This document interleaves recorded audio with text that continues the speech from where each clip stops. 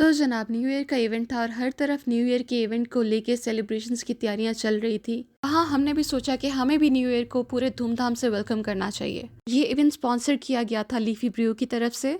इस इवेंट की complete management handle की थी परफेक्ट ब्लिंक्स ने, यानी कि आपकी बहन ने। जैसे कि आप सबको ही पता है कि मैं सेफ साइड के लिए एक दिन पहले ही डेकोर फाइनलाइज कर लेती हूँ कि नेक्स्ट डे मुझे इतनी ज़्यादा हसल फेस ना करनी पड़े।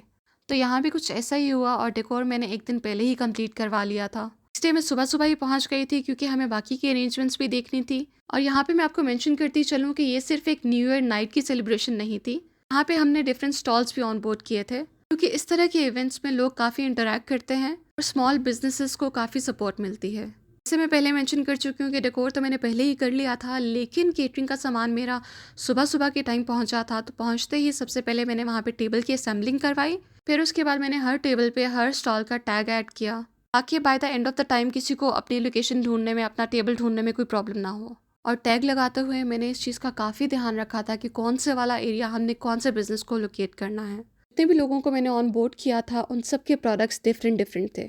स्टॉल्स का काम भी कंप्लीट हो चुका था। अब बारी थी बो बनाने की। वैसे तो काफ़ी सारी बो दिन पहले ही बन चुकी थी, लेकिन बिकॉज हमारे पास रिबन खत्म हो गया था और वो नेक्स्ट डे लेके आना था, इसलिए आधा काम हमारा नेक्स्ट डे पे चला गया। कैफे से एक टीम मेंबर को पकड़ के मैंने बो बनाने की काफ़ी कोशिश की, लेकिन उनको देख के मुझे आइडिया हो गया था कि ये काम उनके बस का नहीं है। कोशिश तो उन्होंने काफ़ी की थी, लेकिन देखने से ही पता चल रहा था कि एट द एंड इसका कोई रिजल्ट नहीं निकलेगा। फिर खैर बो बनाने का काम हमने बीच में ही रोक दिया कि मेरा एक टीम मेंबर जो बहुत ही स्मार्ट है, उसने इतनी क्यूट बो बनाई थी कि उसके आगे ये कुछ भी नहीं लग रही थी। इसलिए मैंने सोचा कि इन लोगों से बनवाने के बजाय मैं उसी का वेट कर लेती हूँ। और जब तक हम आ चुके थे कुकीज़ वाले डिपार्टमेंट में, यहाँ पे कुकीज़ को लेके एक लंबा ही प्रोसीजर चल रहा था। पहले कुकीज़ को पॉलीथीन में डालना, फिर उनको टाई अप करना, फिर उसके ऊपर स्टिकर लगाना और आखिर में जाके वो क्यूट सी बो लगनी थी उसके ऊपर। टैग्स भी मेरे सारे पहले से ही बन के आ चुके थे। पैकिंग के बाद इसकी लुक कुछ ऐसी आ रही थी। ऑल्दो इसमें अभी बो ऐड होना बाकी थी, लेकिन ये इतना लेंथी प्रोसेस था कि इसको करते करते इतना टाइम निकल गया पता ही नहीं चला। मेरी हमेशा कोशिश होती है कि जब भी कोई इवेंट हो उसका मेजरली काम एक दिन पहले कर लेना चाहिए, कि सेम डे फिर बहुत ज़्यादा भागना पड़ता है हर छोटी चीज़ के लिए।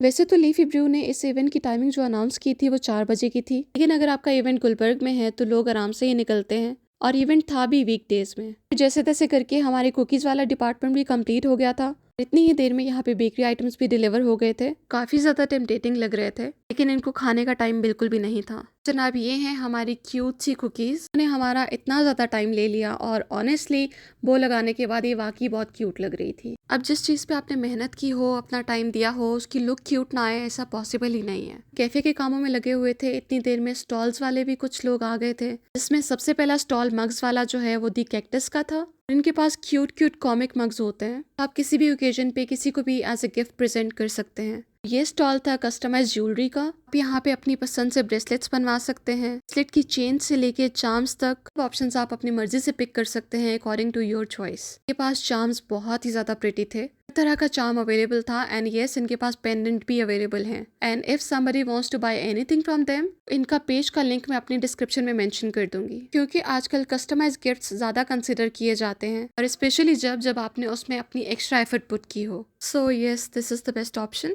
तो जनाब इसके बाद हम लोग ने विजिट किया था कैंडल्स का स्टॉल। और इनका इंस्टाग्राम पेज हनी कैंडल्स के नाम से है। इनके पास हर तरह की कैंडल अवेलेबल होती है, इवन द सेंटेड वन।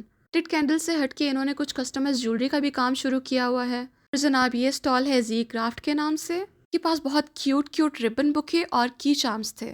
ये स्टॉल था क्लॉज बाय तानिया का। उन्होंने हैंडमेड एक्रेलिक नेल्स डिस्प्ले किए हुए थे और वो वहाँ पे लाइवली प्रेस ऑन नेल की सर्विस भी प्रोवाइड कर रही थी, जिसने काफी सारी ऑडियंस को अपनी तरफ अट्रैक्ट किया। बिकॉज नेल्स के स्टॉल पे कभी मैंने लाइवली प्रेस ऑन सर्विस नहीं देखी थी। जनाब जैसे जैसे वक्त गुजर रहा था, हमारे मिडनाइट शो का भी टाइम शुरू होने वाला था, क्योंकि न्यू ईयर नाइट सेलिब्रेशन के लिए हमने यहाँ पे जैमिंग एक्टिविटी रखवाई थी। कॉन्सर्ट्स तो हर जगह पे ही हो रहे थे, लेकिन हम कुछ ऐसा इवेंट चाहते थे जो फैमिलीज भी अटेंड कर सकें। और ये जैमिंग सेशन परफॉर्म किया था दमसाज ने। ऑल्दो उनकी आवाज़ बहुत अच्छी है, लेकिन वो काफ़ी लेट हो गए थे। और हमारे इवेंट पे बहुत सारे लोग ऐसे थे सिर्फ इस जैमिंग एक्टिविटी के लिए आए थे और वो इनका काफ़ी टाइम से वेट कर रहे थे। और इनके आते ही इतने मजे का माहौल बन गया था। और मुझे लगता है कि कॉन्सर्ट से ज्यादा ये वाले इवेंट्स इंटरेस्टिंग होते हैं, जहाँ पे फैमिलीज भी आ सकती हैं और वो खूब एंजॉय करती हैं, चाहे वो बच्चे हों या बड़े। और 12 बजने ही वाले थे। वैसे तो हमारा प्लान था फायरवर्क्स का, लेकिन हमें परमिशन नहीं मिली थी due to the security concerns की वजह से हमने प्लान किया कि व्हाई नॉट पार्टी पोपर्स। वैसे तो हर कोई न्यू ईयर पे फायरवर्क्स का ही वेट करता है, क्योंकि ज्यादा स्पार्क न्यू ईयर सेलिब्रेशन में उसी से आता है। लेकिन अब हमारे पास ऑप्शन नहीं था, तो क्या कर सकते थे। तो हमने अपनी सेलिब्रेशन में किसी चीज को रुकावट नहीं बनने दिया। ऑनेस्टली इस परफॉर्मेंस ने जैमिंग सेशन में 4 चांद लगा दिए थे। हियर वी आर टिंग to welcome the new year, क्योंकि 12 बजने में अब कुछ ही मिनट्स बाकी थे। पार्टी पोपर्स मैंने सब में डिस्ट्रीब्यूट कर दी और अब इंतजार था दमसाज बैंड की साइड से काउंटडाउन का, जिसका हम लोग बेसब्री से इंतजार कर रहे थे काउंटडाउन का। आखिर में हुआ ही नहीं, क्योंकि दमसाज वाले अपनी परफॉर्मेंस में इतने ज्यादा मगन हो गए थे कि उनको पता ही नहीं चला कि हमने काउंटडाउन भी करना है। लेकिन by the end of the day हमारा इवेंट अच्छा हो गया था and everybody was really happy out there. सबने बहुत ज्यादा एंजॉय किया और इसी के साथ ही हमारा न्यू ईयर का इवेंट कंप्लीट होता है। बारी थी सारा सेटअप रिमूव करने की और काफी लेट हो चुका था। This is it for today's video. Do subscribe my channel and like my video. मिलते हैं आपसे नेक्स्ट वीडियो में। जब तक के लिए अल्लाह हाफिज, अपना बहुत सारा ख्याल रखिएगा and happy new year to all of you.